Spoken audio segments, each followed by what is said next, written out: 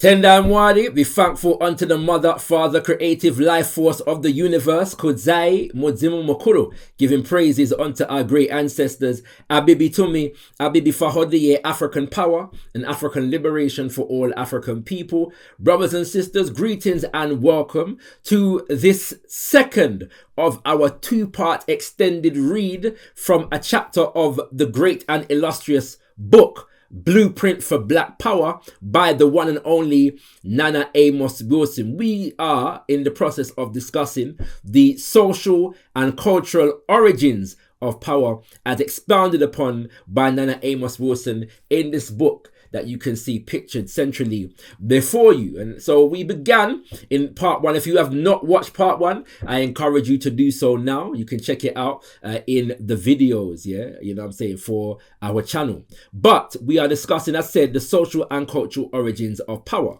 And the reason why we are focusing on this is because this is a critical issue for African people in this dispensation of time, because there is an all-out assault from without and within to negate and neutralize even the concept or the need for us to organize and develop social and cultural relations as African people. And I say without and within because it is, in fact, the responsibility of the white power structure as it actually exists, yes, to do that work in order to disaggregate and disturb and neutralize the possibility of the organizational capacity of African people if we are to remain in the condition that we are in around the world today. However, that particular narrative and its political intentions has found a significant mouthpiece within and among the black community and even the quote-unquote black conscious community. Yes, the negation of the black or African identity, the negation of the historical continuity of African people as espoused by great ancestors such as Nana, John Henry Clark, or Baba Sheikh Anta Diop, for example, is being steadily attacked by many, even in the black conscious community. And so it's necessary for us to realign ourselves with a base level, rudimental, metaphysical understanding of the social and cultural origins of power so that we understand and understand why it is necessary for us to develop such power bases in today's world. And so without further ado, we are going to get in at the reading. Yes, we are going to get in at the reading. We concluded part one under the subheading of the need for a new African self-identity. The need for a new African self-identity. And what I'm going to do is just reread the last two paragraphs of that subheading, and then we're going to move on. Okay?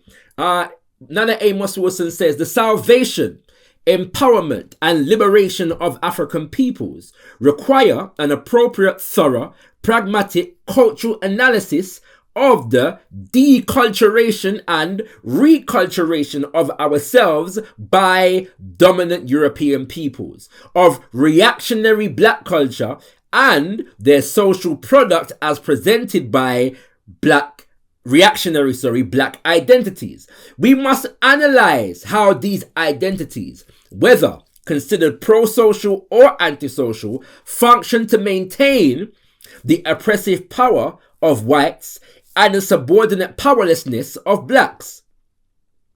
Our salvation further requires that we perceive white supremacy as the major social, political, economic, and spiritual problem to be resolved by African peoples, and that we ask and answer definitively the questions: what kind of culture must we construct in order to overthrow white supremacy? What kinds of social identities, relations, arrangements, alignments, institutions, values, etc., which when actualized will allow us to attain and protect our liberty, enhance our quality of life? What kinds of socialization practices must we institute in order to empower ourselves to become the kinds of people we must become if we are to secure our right to be free?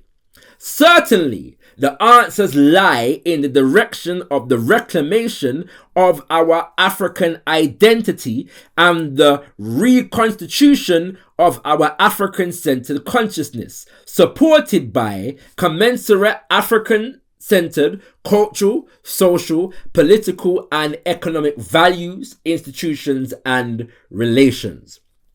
That is how we concluded part 1. And the only thing I want to emphasize here in relation to those 2 paragraphs is the fact that what is obvious within what Nana Amos Wilson has said is that all of this relies on African agency. And this needs to be emphasized because of the fact that many within the dominant society have invested heavily in the caricature of victim mentality. That is to say, when we begin to identify the corruption and the oppressive nature within the system of global white domination, they begin to characterize such a recognition and analysis as African people adopting the mentality of the victim, woe is me, me can't do, because them a do. Yes? When in actual fact, that has never been the message of any significant African liberation movement. Any African movement seeks to place agency in the hands of African people and the minds of African people to ask and answer questions for ourselves that are relevant to our development and our liberation as a people. Yes, it's very, very important. When Nana Amos Wilson says that our salvation further requires that we perceive white supremacy as the major social, political, economic, and spiritual problem to be resolved by African peoples, and that we ask and answer definitively the questions: what kinds of culture must we construct? What kinds of social identities, relations, arrangements, alignments, institutions, values, etc., which when actualized will allow us to attain and protect our liberty? This is all about how we organize for and in the interest of ourselves. That is what you call agency. Brothers and sisters, we must emphasize that point as we move on. So we're going to skip past a few of the next subheadings now. The next subheading is the destruction of black family power. Very, very important stuff, but we're not going to read it today, all right?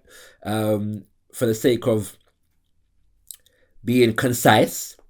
The next subheading is religious institutions and power. Then we have the institutional black church. And he engages an analysis of the institutional black church. And then we get to the black church and the myth of individualism, which is where we are going to pick up the reading, brothers and sisters. Nana Amos Wilson continues, in addition to accepting, inculcating and misleading the African American community with its white, racist, tainted religious theology and ideology, the black church establishment, along with its bourgeois class retainers, addicts the community to an ever more socially poisonous political ideology, the myth of individualism. The myth of individualism. The wholesale adoption and communal promulgation by black church and non-church leadership of the mythologies of laissez-faire capitalism, unrestrained individualism, self-centered, self-serving, narcissistic, competitive self-promotion and careerism as the cultural foundations of the African American community have been and is greatly responsible for the disempowerment and, responsible for its disempowerment and social underdevelopment.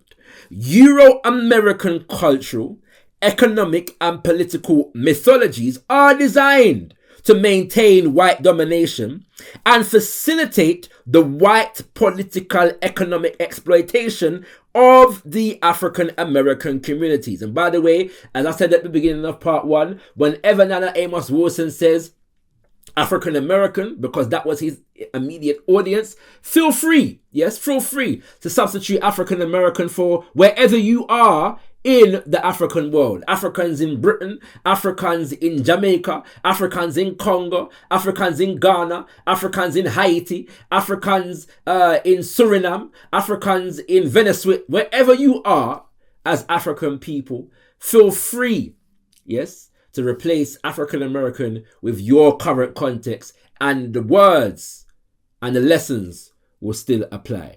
Nana Amos Wilson continues, this accords with the political ends of white American theological mythologies. The crude myth of individualism propagated in the Black American community includes the idiotic contention that a people, a nation can achieve its holistic, social, and economic goals as the result of the self-centered, self-interested, self-aggrandizing, competitive pursuit of material and non-material advantages by each individual in competition with all other individuals. These self-elevating advantages are to be energetically, single-mindedly pursued without regard for their injurious interpersonal and antisocial effects on others.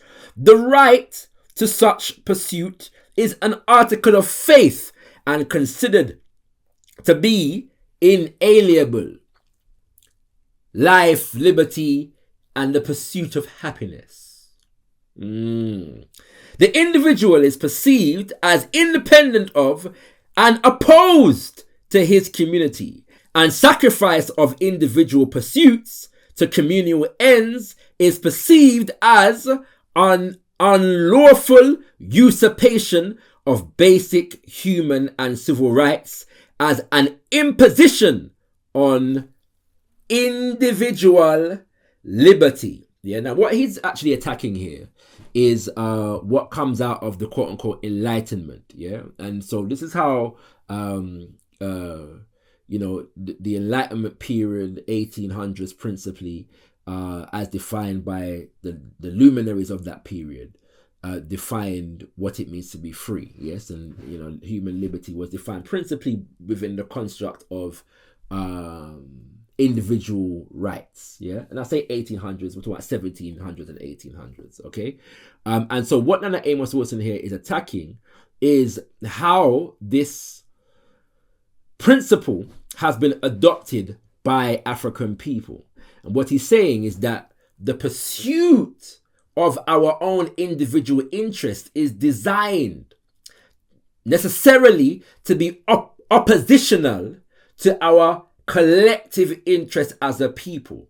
And it is deliberately constructed, within the logic of the system itself, that your individual ends must be seen as self-isolating and disconnected from the interests of your people as a whole, your community as a whole, your nation as a whole. This is the ideology that has been promoted to us, and to a significant degree we have accepted.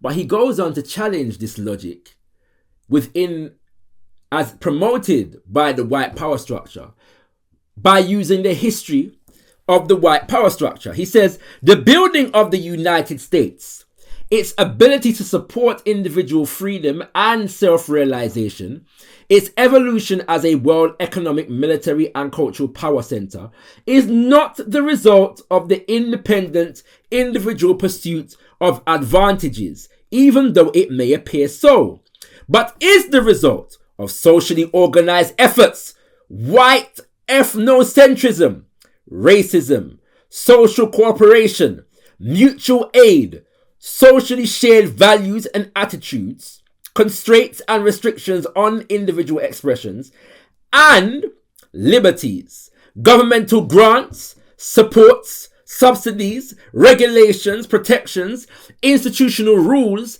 and practices, as well as all types of binding social relations and agreements.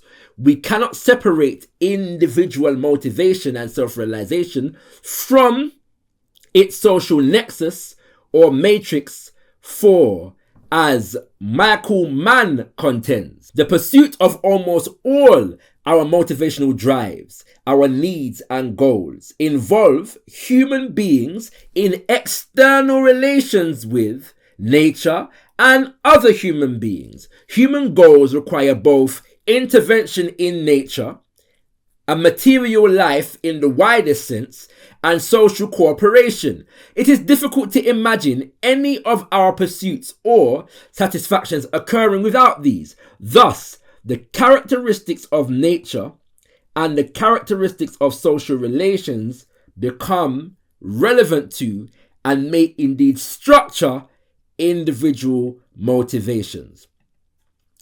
One of the brilliant examples of what has just been read is this idea of the self-made millionaire. Yeah. And we get promoted this idea of the self-made millionaire. Two of the biggest examples of this in this dispensation of time is Jeff Bezos, the head of Amazon, and Elon Musk, yes, the head of Tesla, and along with a number of other big, massive corporations. And these are men who are said to have had their, elbows and shoulder to the grindstone and rose, from the depth based upon sheer, self-generated will and hard work. And when you check it in these examples and almost any other example that you're going to think of, yes, a lot of these people get their start by being donated significant amounts of money from other rich white people. And in both instances, those rich white people are members of their family. Yes. In the instance of Musk, his family becomes rich and white in a quote-unquote apartheid South Africa. Yes. So they became wealthy within the context of the dispossession of African people in Africa, of the wealth of the homeland. Yes, the people them land. That is the context in which Elon Musk's family becomes wealthy and is able to grant him the seed money to start his corporations.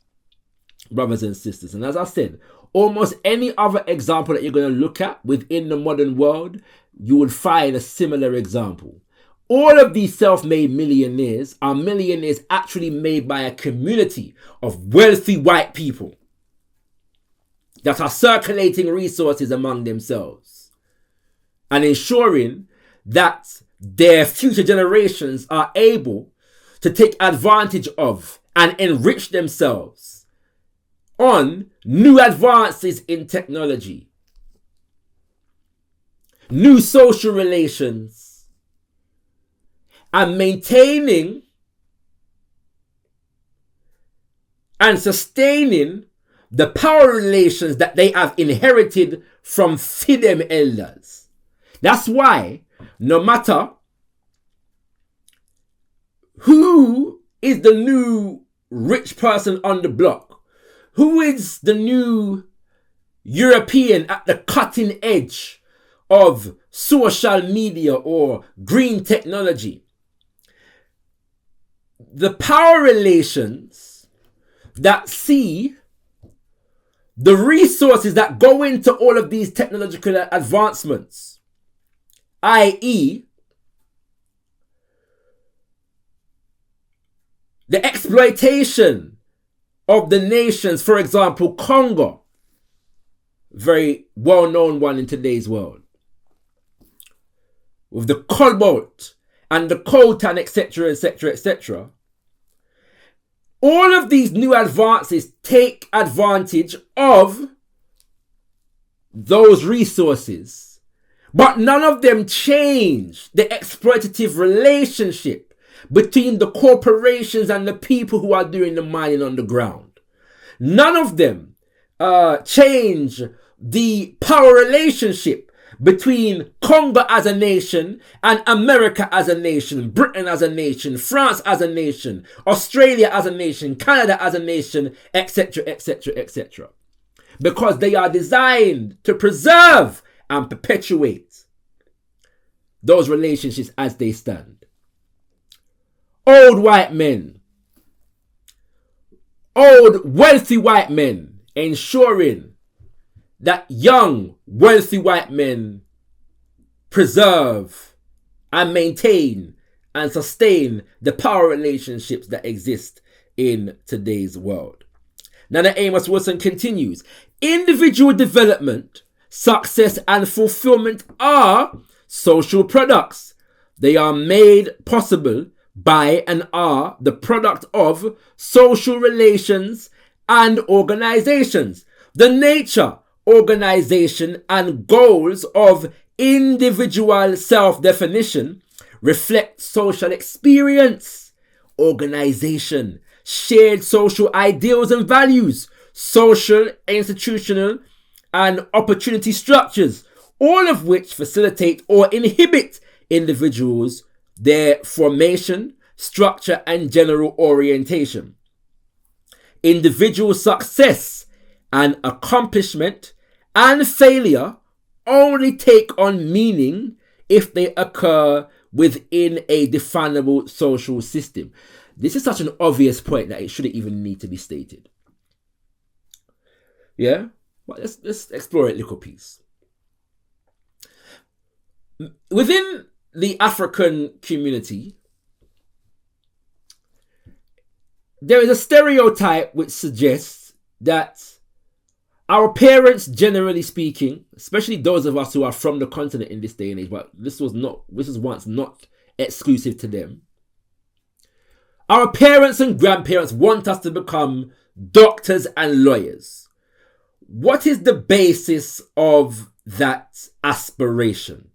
The basis of that aspiration is that a doctor and a lawyer carries a particular social status within the societies that we were raised in. Therefore, there is prestige associated with those professions, and those professions, generally speaking, are said to be ones that provide those who engage those professions with the means to be able to support their families. That's the only reason why those professions are aspirational as far as our community is concerned. But even on a more basic level, the professions themselves only have relevance within a social structure. You are only a doctor if you have patients. You are only a lawyer if you have clients. You are only a celebrity even if you have an audience. There are no professions in the modern world that do not require you to have to be in social relationship with other human beings. Outside of that context, they make no sense.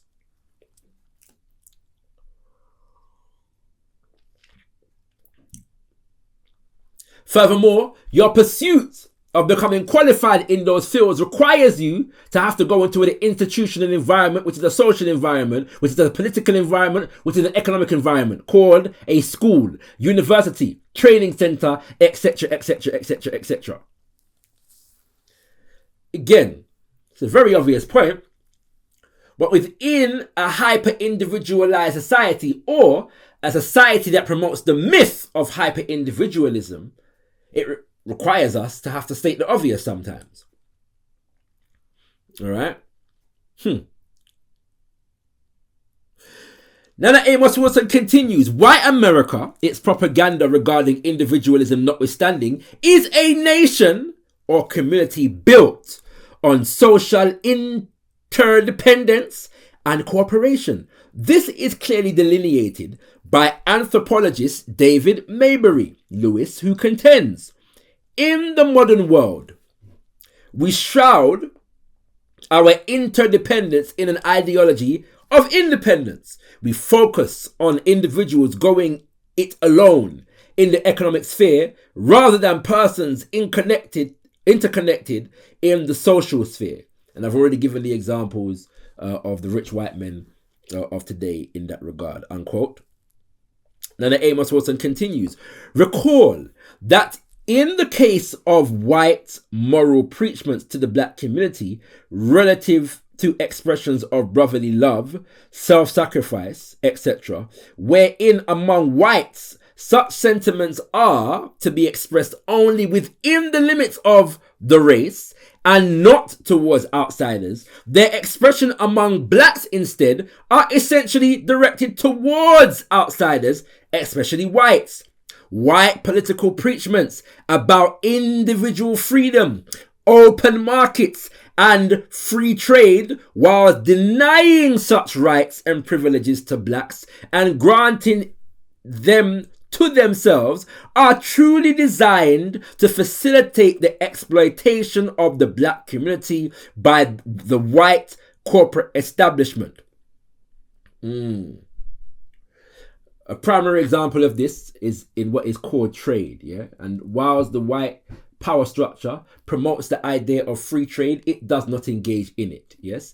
In the 1980s, for example, they imposed what they call structured adjustment programs on African and Caribbean nations. And what that required us to do is liberalize our economies and put an end to barriers to trade. This is the language of, the IMF and the World Bank in cajoling African nations and African nations in the Caribbean into these structural adjustment arrangements. And so what that meant is, for example, one of the things that we had to do was not subsidize our production. So, for example, in agriculture, subsidy would be the government paying for the cost of the production, yes, because it costs a lot to get tractors and to sustain land and all those kind of things, tools and so on and so forth cost money, yes, and that can eat into the profits of the farmers, and therefore it can impede the production of food for the nation and food to sell in the open market, so to speak. And so generally speaking, governments who are able foot the bill for the cost of production for their farmers. African nations, as and when we were able to do so, were told that in order to grow our economies, we were not allowed to subsidize our farmers. Meanwhile, all of the nations that dominated the International Monetary Fund and the World Bank, i.e. Britain, America, France, etc., in all of those nations, they subsidize their farmers. Yes? Which gives them farmer an advantage on the world market that our farmers don't have. Why? Because our farmers are footing the bill for the cost of production. Yes? Another example is the idea of tariffs. Now, tariffs is if a foreign corporation, for example, wants to export for them goods from wherever nation they're based into your nation, yeah. For you to accept that import, they must pay a fee, yes, on top of the importation costs, yeah, that goes to the nation itself. Okay, so there's a fee for them being able to sell for them goods in a for your nation, yeah. And so with structural adjustment, African nations and nations in the Caribbean were encouraged and cajoled and seduced into ending any trade tariffs. Meanwhile, the nations that are in control of the IMF and the World Bank and so on and so forth, namely Britain, namely France, namely America, have tariffs on many different kinds of goods. Yes? And sometimes they may drop tariffs in relation to some nations and impose them in relation to others. So, for example, Britain, whilst it was a member of the EU, ended many of the tariffs that were up in relation to European nations, but would have maintained many of those tariffs if the nation was, say, for example, China or Russia. And that is even an even deeper conversation as it stands now, because they have upped, the entirety of the Western world has upped the trade war, in particular against China and Russia as it stands. Yeah, white political preachments about individual freedom, open markets and free trade, while denying such rights and privileges to blacks and granting them to themselves, are truly designed to facilitate the exploitation of the black community by the white corporate establishment. That is why you have all of these white companies operating in majority black nations around the world and are able to exploit said nations, the labor of said nations, the resources of said nations, without any accountability and without any of the benefits of their business being felt by the masses of the people within those nations, while these corporations and the white men and women in the nations from in which these corporations are born become wealthier and wealthier and wealthier and wealthier. Now, Amos Wilson continues, white defined individualism as propagated and understood within the contextual reality of the black community, a reality whose social transformation cries out for more collective sentiments and action, instills in blacks a hunger for personal aggrandizement and a competitiveness which tends to negate or impair their human capabilities for collective action and cooperative economics, which together would empower the black community to achieve liberation and prosperity. Let us just read that sentence again. It's entirely important. Listen very carefully. White defined individualism as propagated and understood within the contextual reality of the black community, a reality whose social transformation cries out for for collective sentiments and action. So in other words, our condition requires more collectivism, requires more collective sentiments, the feeling of a connection towards each other. And on that basis requires more collective action. It requires that. Our condition requires it. But instead, the philosophy of hyper-individualism instills in blacks a hunger for personal aggrandizement. We want to see ourselves achieve within the system. Come what may, get rich or die trying. And a competitiveness, not with the dominant white society, but with each other, for the recognition and aggrandizement within the dominant white society. Personal aggrandizement and competitiveness, which tends to negate or impair their human capabilities for collective action and cooperative economics, which together will empower the black community to achieve liberation and prosperity. The strengthening of intra-group ties and obligations, collective identity and action in the black community is neither anti-individualistic, nor does it deny the achievement of individual distinction and fulfillment within the community or in the larger world. Let me read that part again.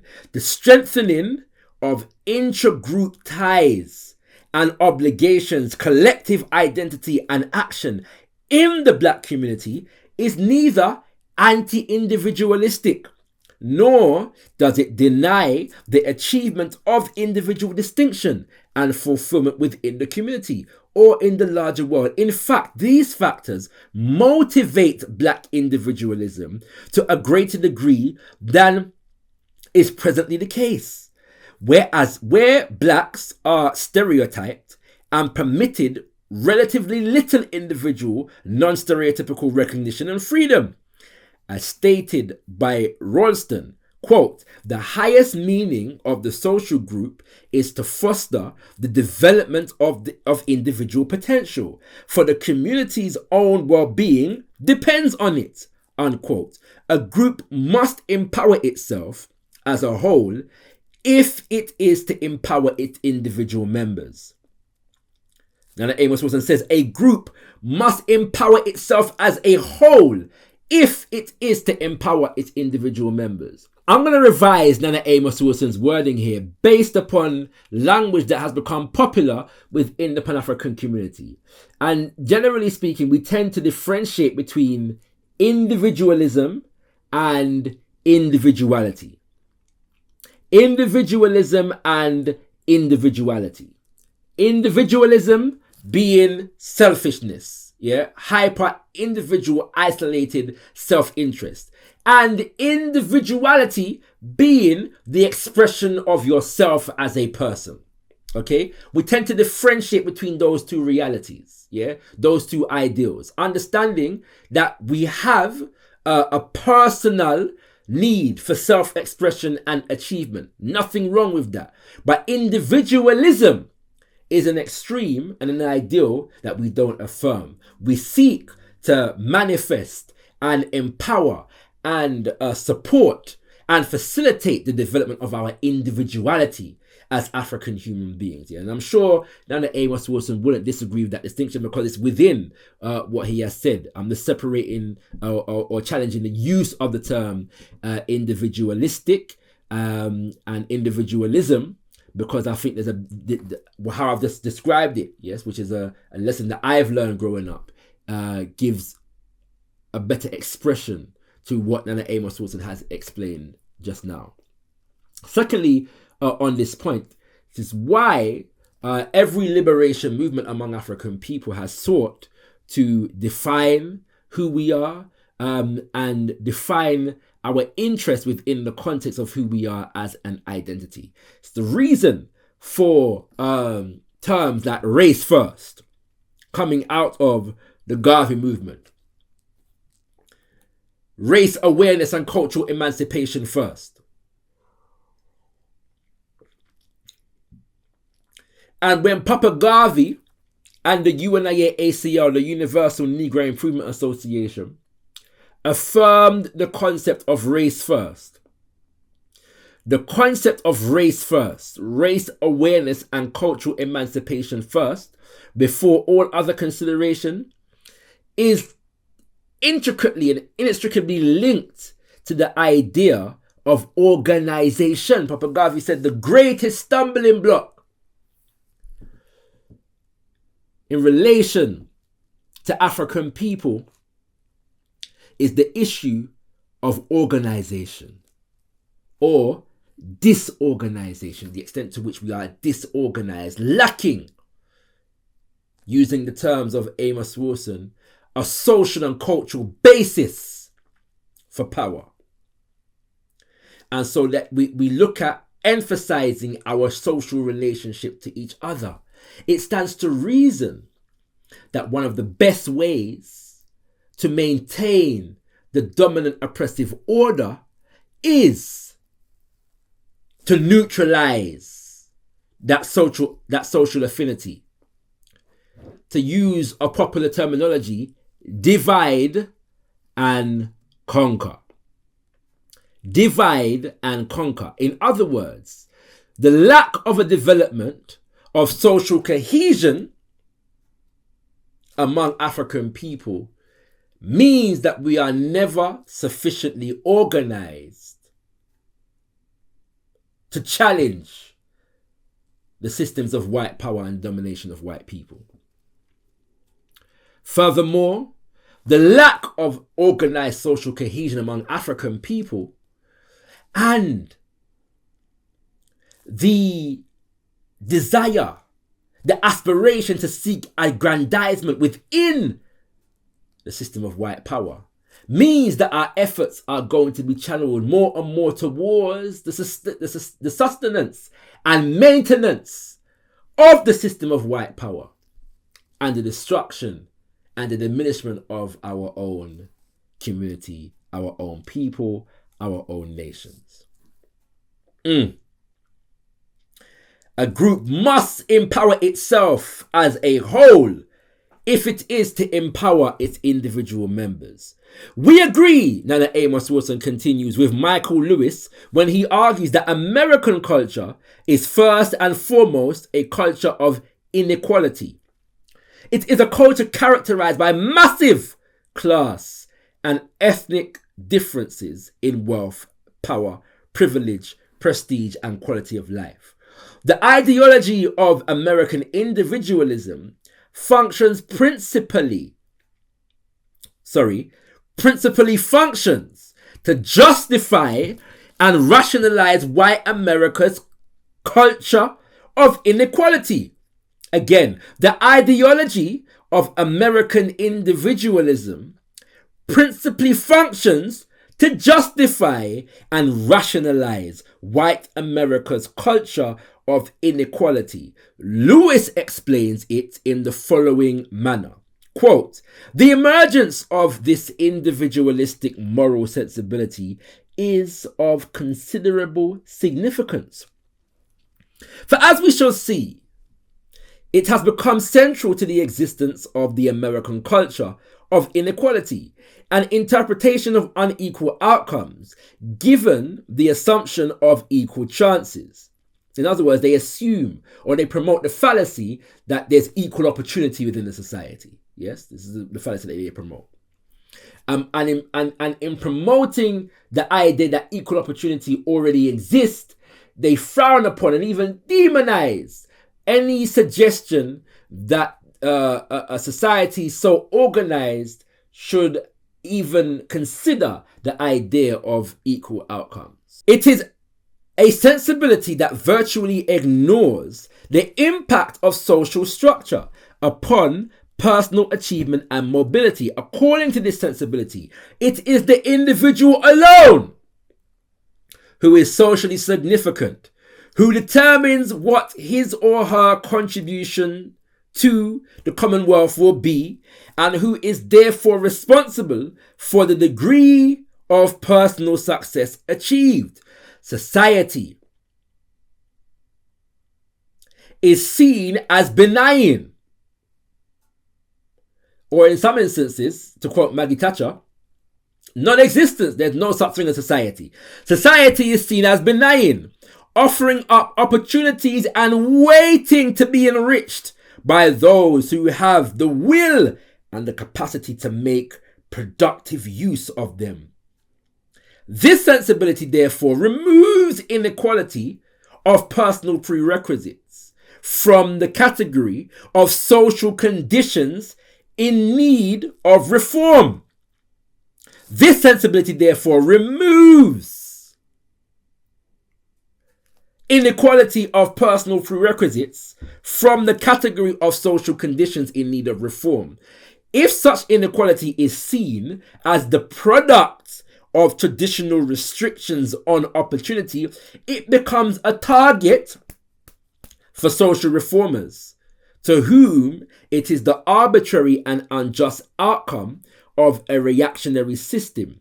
If, however, such inequality is simply an indication of differentials in the productive exertion of individuals, free to exercise their ambitions and talents to the fullest, then the presumption of social arbitrariness cannot be sustained, and only the individual can be held accountable for the state of his or her well-being. If inequality exists, it is nothing more than a reflection of different personalities. So those particular observations are very, very apparent here in today's world, particularly since 2008. And as many will know, 2008 is the financial crash, the global financial crash, and there's been many financial crashes, since 2008 up until now. All right, but a few things have happened since that financial crash in 2008, because of the fact that the banks, the commercial banks in the world that govern and dominate the world economy and the global market, was said to, I should say the commercial and the central banks, were revealed to have engaged in many unethical and some might say illegal practices that resulted, in the global financial crash. But in spite of the fact that the global financial crash was definitively created by these institutions, the response of the international community, so to speak, i.e. nations and governments, was to bail out these institutions to the tunes of billions and trillions of dollars.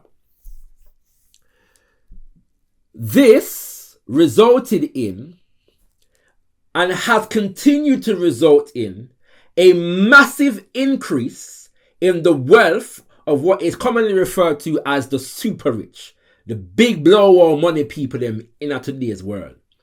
At the same time as it has resulted in a continued stagnation and in some cases regression of the quote-unquote middle and working classes within many nations in the world, particularly in the quote-unquote first world, developed nations, the white nations of the world, That is to say nothing of the impact on quote-unquote developing nations, especially where we come from in Africa and the Caribbean. So these criminals in power are known to have crashed the economy. Nobody was punished, for the chicanery that was going on behind the scenes. And instead, effectively, the people responsible were rewarded, for their chicanery, because their wealth has continued to increase exponentially since that time. Okay, so that's one element of the thing.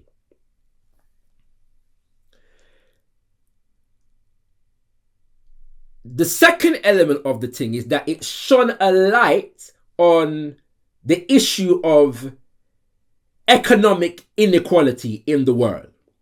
Not just pay disparities, as in your income disparity, but wealth in general. The economic system became under scrutiny because of the extent to which it is known that these people who control the market acted against the interest of the market and were rewarded for doing so. And so that shone a light on inequality. Yes?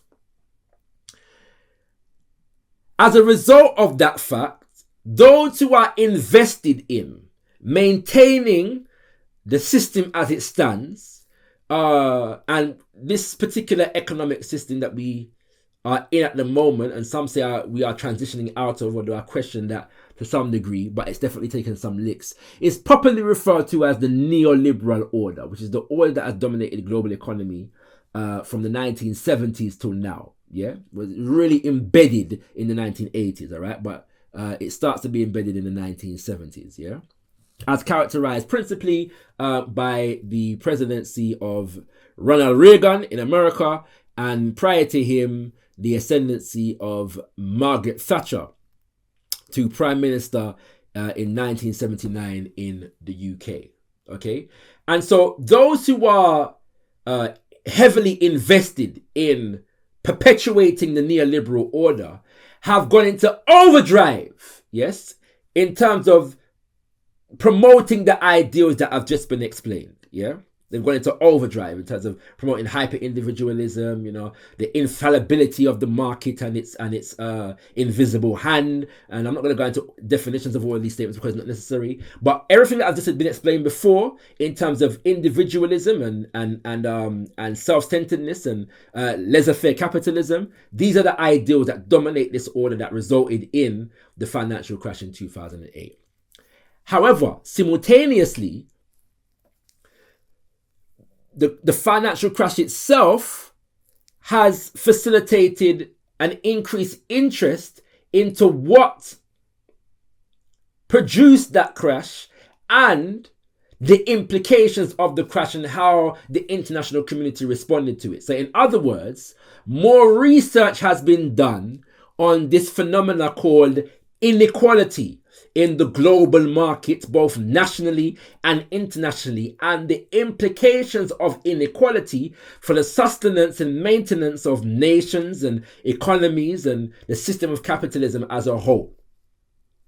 And that's gone back and forth because as more and more inequality research is done, then the hyper-capitalists and neoliberals engage in more propagandizing of the virtues of the neoliberal order.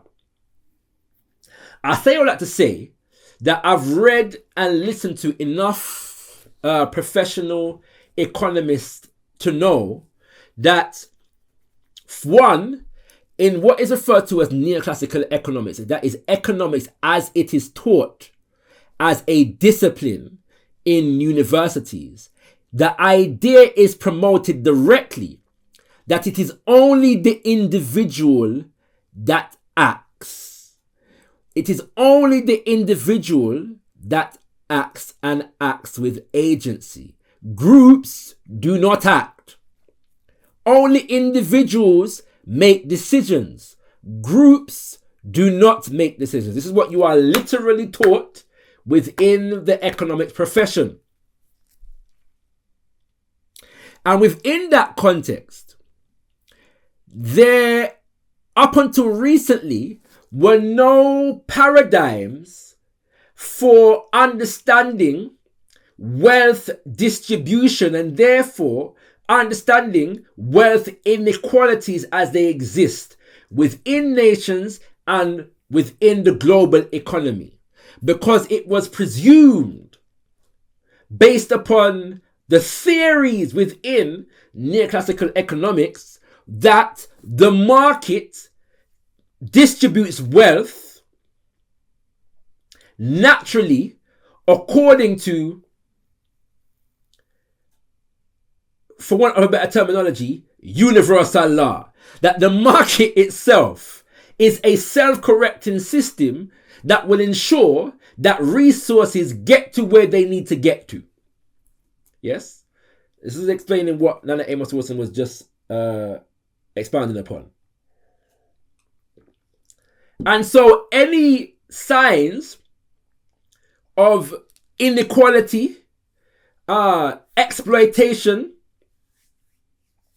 poverty, etc., is simply a reflection of the market allocating resources according to individuals who have made good and bad decisions.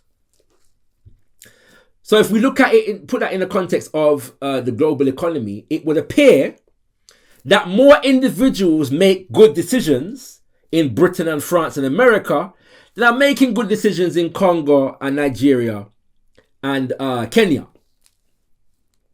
Yeah, that's the logical conclusion of these arguments, okay?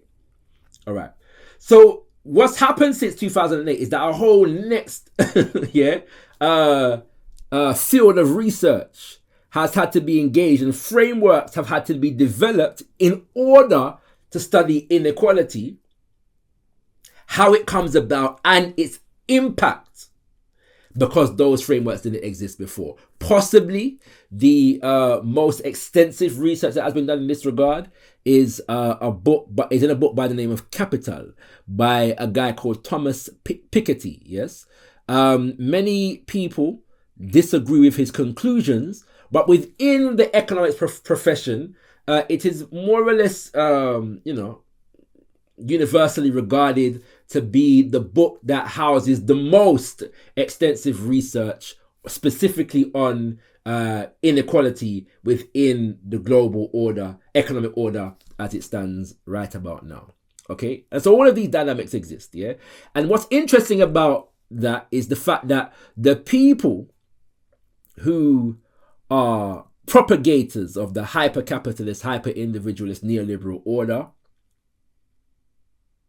or at least the theory of the hyper-capitalist, individualist neoliberal order, again, understanding the fact that what they promote as theory is not necessarily how they act in reality. Yes. Do not always come from those super rich elites.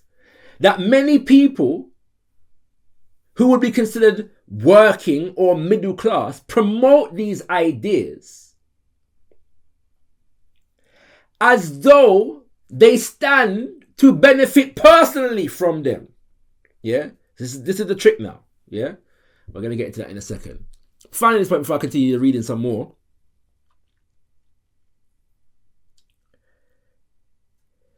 Is the fact that economists, especially those who promote the neoliberal order, tend to be averse to economic historians. Yes? Because very little in the economics profession is actually based upon the study of actual economic systems. Very little of it. Yeah? And so economic history is a field within itself that is the bane of many economic theorists because they have not tested their theories in the real world. Okay, which is why it's very important to study economic historians, yes, and not just economists, for those who are interested in the field of economics. Now that Amos Wilson continues, as Lewis notes, quote, in reality, such a system as the racist modern American capitalist system limits the success most of us can achieve, even as the individual as central sensibility, American individualism, encourages us to believe otherwise, unquote. Inspired by American individualism, white and black Americans alike are encouraged and conditioned to believe that opportunity is virtually unlimited and that the extent of one's success or failure depends solely upon the quality of one's efforts, unquote. Thus, when we do not succeed, when we are impoverished and powerless, we are more likely to believe that, quote, we lack the ability or character to succeed, than to believe that we have been victimized by the requisites of American race and class-based capitalism, unquote. Believing uncritically in American individualism, African Americans, Africans in Britain, Africans in Canada, Africans in France, Africans in Haiti, Africans in Suriname, Africans in Jamaica, Africans in Trinidad, Africans in Dominica, Africans in St. Lucia, Africans in Congo, Africans in Angola, Africans in Mozambique, Africans in Cote d'Ivoire, Africans in Mali, Africans in Senegal, Africans wherever we are, brothers and sisters. Believing uncritically in American individualism, African Americans reviewing their relative lack of success and powerlessness in white American dominated society, falsely conclude that, quote, their problem is not an opportunity structure which they perceive as constraining, but is rather an insidious imitation of personal and social, cultural, ethnic inadequacy, a sense that lacking the success, wealth, and power they have aspire to, they are thereby lacking in worth. This is one of the key traps of the black conservative industrial complex. Yeah, they turn societal and structural problems around and encourage us as African people to internalize it as a fundamental and inherent inadequacy of our culture. The idea being that we must negate and reject our culture as African people and adopt white American, white British, white French, white Portuguese, etc. culture in order to be worthy of the standards of civilization within today's world. Different from what Papa Garvey taught us to do, which is to delve into and affirm and evolve and develop our culture and assert our culture on the world stage in order to be found worthy in the civilizations and powers and among the civilizations and powers of the world. Very different sensibility, brothers and sisters.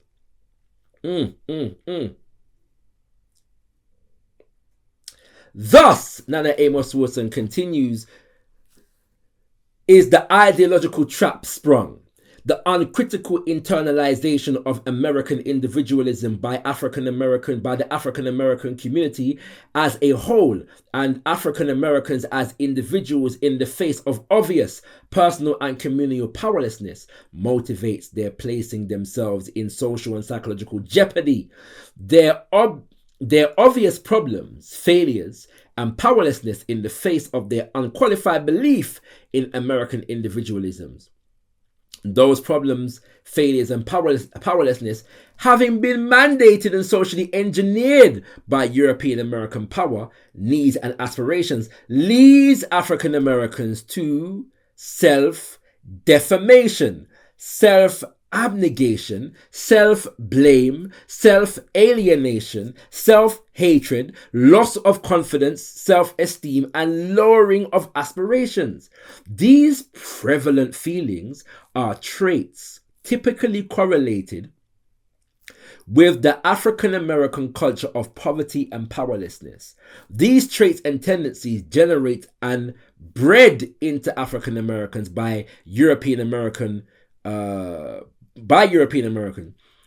African American power relations are made to appear as intrinsic, inherent African traits and the true causes of their personal and communal powerlessness by Eurocentric social scientific propaganda.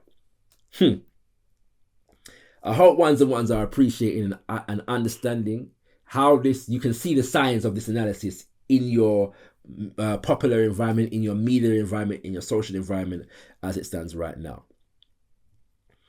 If the African American community is to successfully counteract its socialization for subordination, powerlessness, and poverty by the dominant European American community, then it must oppose white power, rationalized by the ideology of Eurocentric individualism, with black power, rationalized by the ideology of Afrocentric communalism. Répétez. If the African American community is to successfully counteract its socialization for subordination, powerlessness, and poverty by the dominant European American community, then it must oppose white power, rationalized by the ideology of Eurocentric individualism, with black power, rationalized by the ideology of Afrocentric communalism. The culture of inequality of necessity, in order to establish its preeminence as a culture in contrast with other cultures or subcultures, generates and sustains the subordination, poverty, and powerlessness of the other cultures and subcultures. Ironically, the ideology of American individualism, with which the wealthy and powerful European American community indoctrinates and subordinates African American community, is neither really accepted nor practiced by that dominant community, especially its ruling elite. Neither does this class actually accept or practice the ideology of individualistic free market capitalism, into which it so skillfully socializes its lower classes and the African community. For the implicit acceptance and extreme practice of these ideologies are individually isolating, overly competitive, and communally divisive and disunifying. Their overemphasis is therefore both communally and individually impoverishing and disempowering. That is the reason they are foisted on the African American community. You know, a brilliant example of this is how you look at, when you look at the extent to which and how white Western empires operated in relationship to each other from the 1400s throughout into the 1900s. They were often in competition with each other. They often fought wars against each other. But at various different points, you get to realize they come to an understanding, or they affirm the extent to which their destinies are aligned, and that they must, in order for them to flourish, they must maintain social and communal relationships among themselves. A good example of this is the American Revolution. America goes to war with Great Britain, which is the actual foundational context for the establishment of America in the first place. Remember, the United States of America is a child of the United Kingdom of Great Britain. Britain is the dominating power in what becomes the United States of America prior to the American Revolutionary War. But in spite of the fact that they go to war with each other, if you look at the correspondence of white people in America among themselves, and white people in Britain among themselves, and white people in America and Britain in relationship to each other, there are many times when the leading members of these parliaments and Congress and whatever else is in the making or actually developed at that time affirm that their destinies are aligned and that they must maintain relationships for the betterment of them both, especially in relation to maintaining the oppression of African people. When Haiti fought a war from 1791 to 1804 and defeated the three major European superpowers in the world, during that Revolutionary War, Britain, France, and Spain were played off against each other by the Africans on the ground. America was scared of the fact that an independent, free African nation state could develop in the Americas. And before sending his army to Haiti, the emperor in France, Napoleon, stated openly that the British and the Americans have just as much interest in stifling the development of an independent, self-determined black nation in the Americas. So even though Britain and France in particular were constantly at war during this period, France knew when push come to shove in relation to this issue of Haiti, the British go and stand with we in the name of white power. And that was proven to be true in 1825. Because even though Britain and France were on and off at war throughout this entire period, France, because Britain had the stronger navy, France asked the United Kingdom of Great Britain for free passage to sail to Haiti with hundreds of cannons to, at the threat of bombing the nation to smithereens, to subdue Haiti, to paying them reparations for loss of property because they dared, our people in Haiti dared to liberate ourselves from the shackles of enslavement and colonialism. We could go into more, and read the statements of certain American officials in this regard, but we're going to move on and come back to that story at another time, brothers and sisters. The abiding characteristics of the culture of wealth and power and of the ruling elite are these: 1. Class, community, and or ethnic consciousness. 2. Wealth.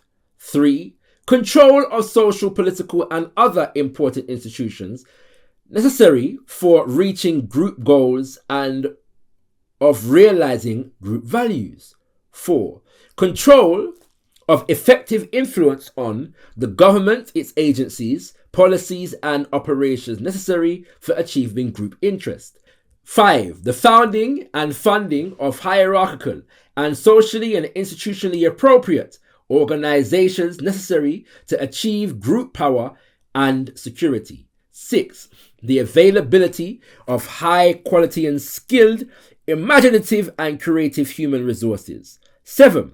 A set of social relations, arrangements and attitudes which facilitate intra-group social unity, identity, acceptance, cooperativeness and exclusiveness relative to out groups. 8. Control of community resources, socialization, educational and training institutions, wherein group members and future group leaders are developed and oriented. 9.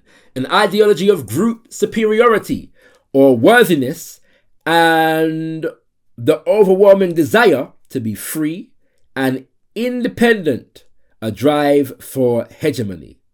10. Control of superior coercive physical forces, important human intellectual, physical, and economic resources with a willingness to fully and effectively use them to achieve and defend group interest.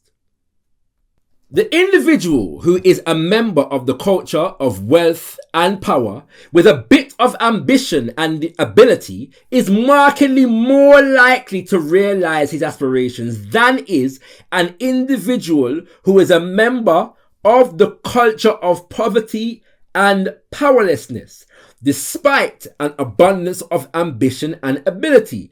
For the social, institutional and economic advantages provided by the social matrix of the culture of wealth and power greatly enhances the probabilities of success for those who are positioned in and supported by that matrix. The contextual nature of middle and upper class individual and group success, the social matrix which makes such success possible, are conveniently ignored by the Eurocentric social scientific propaganda. All success is attributed to drives, values, and other characteristics supposedly inherently possessed and spontaneously expressed by fortunate individuals and or groups. This is done to obscure from the powerless and social failures the fact that both individual and group power and success are fundamentally communal and organizational in nature and are founded on the possession of a group consciousness, are founded upon the possession of a group consciousness, an appropriate set of social relations and organization and group control over some important basic human and material resources. If the African community is to gain its liberation and independence, is to achieve wealth and power, it must socialize its collective personality and character to internalize and express the modal, collective personality and character of an African-centered culture of wealth and power. So that concludes the subheading of the Black Church and the myth of individualism. He goes on to an analysis of the Nation of Islam, which we are going to skip in this regard, and go on to the final subheading, which is the spirit of war. I repeat, the spirit of war. It is important to note that the Nation of Islam is organized, as its name implies, as a permanent nation state. And like a nation state, it exists within a more or less well-defined border or territory, at least psychosocially and institutionally, and is governed by a recognized leadership establishment which makes and enforces rules of conduct. State societies also develop an organized and trained military or paramilitary establishment for offensive and defensive purposes.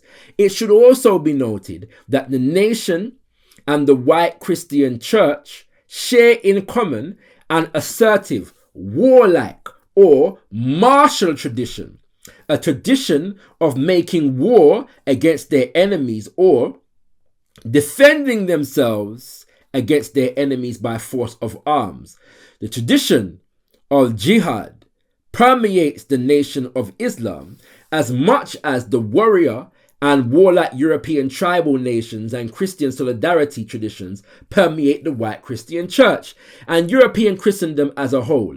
The black Muslim God, just as his white counterpart, easily assumes the aspects of a god of war, or at least approves of war in the interest of his adherents. Shouldn't need to explain that any further. It speaks for itself. Now, Amos Wilson continues. In this light, it is interesting to note that the study of war, strategy, and practice of war, the codification and expostulation of war, have held a long and honored place in the annals of European and Asian groups who socio-economically and politico-economically occupy and exploit the African American community and the Pan-African world and the Pan-African community worldwide. The Black Church, servant of white American interests that it is, and the African American community, shorn of its African cultural traditions, are bereft of a warrior tradition, mentality, and outlook, except when called into military service by their white masters. They not only ignore the study on practice of war and of military strategy, but in essence eschew them. The military and warrior traditions, the martial arts, and military strategic thinking indigenous to African history and culture was lost to the African American community as the result of its deculturation during and after slavery. The patriarchal organization, identification, and cooperation required and imbued by warfare has been lost to the black community, along with the ability to utilize and apply military-like strategy and military-like organization to non-military arenas. This is an essential point, because many people only characterize war within the context of military engagement.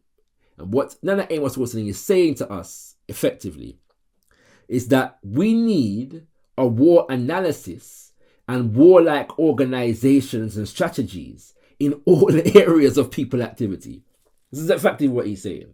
Yes, that we need to apply war analysis and strategies and assume a war posture, not just in military engagement, but in all areas of people activity, acting in our own interest. The African American community, though by and large physically separated from the white American and other ethnic communities, especially in large inner cities across America, is surrounded and economically penetrated by these groups.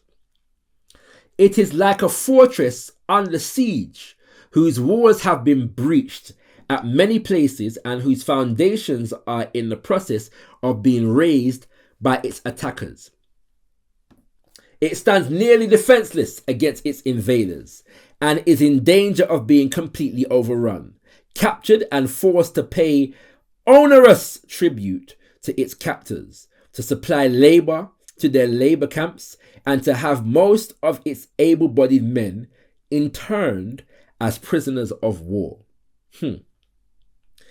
The African American community must recognize that if it cannot achieve its economic and social well-being by the usual legitimate means, then it must achieve them by unusual means. For this community is not obligated to sacrifice its well-being, its children, to ransom its future to any other peoples in the name of God or man. Whilst I was reading this, something else occurred to me, in relation to this military analysis, and the idea of being able to employ, even in the context of actual military, literal military, and the extent to which we only assume a military posture to the extent that our enemies give us the marching orders, And a recent example of this is in relation to Haiti, and the extent to which a number of African nations on the continent and in the diaspora, in the Caribbean, in the region of the Caribbean, have been so willing to receive the marching orders of the United States of America, Canada, Britain, and even Brazil, that Kenya agreed to be funded by America, shall I say the Kenyan government, because the Kenyan people were very much against it. The Kenyan government agreed to receive American funding to send troops to Haiti. Right now,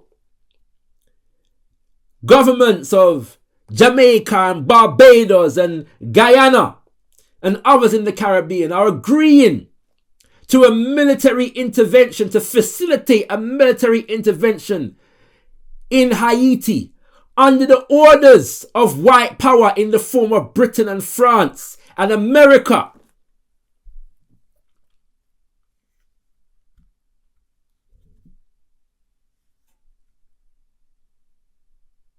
We receive the marching orders and we go to work on their behalf. But how many of these same nations have put out a military to defend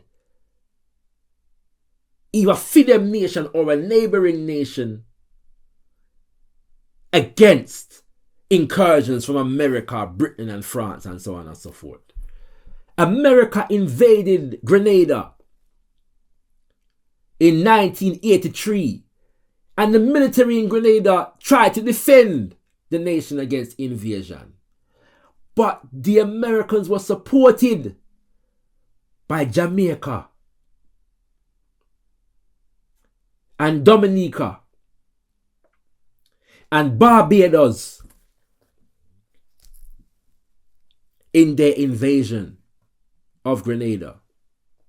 So even on the military level, our militaries are controlled by the dominant power of white nations, and that is exemplary of the fact that our militaries in Africa and the Caribbean are for the most part designed to protect the interest of neo-colonial white power. That is what that effectively means, brothers and sisters.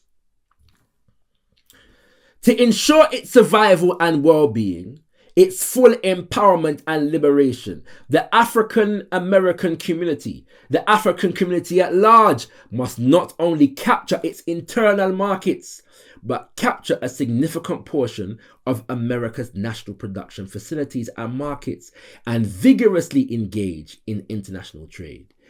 To accomplish these necessary goals, the community must painstakingly examine the nature and functionality of its culture and cultural traditions. It must especially examine and revise its family and religious institutions, rebuild and build anew its economic and educational institutions. Of especially great importance, the African American community, the African community worldwide, must train its boys very carefully, intelligently, and intensely for manhood. Someone like them talk there.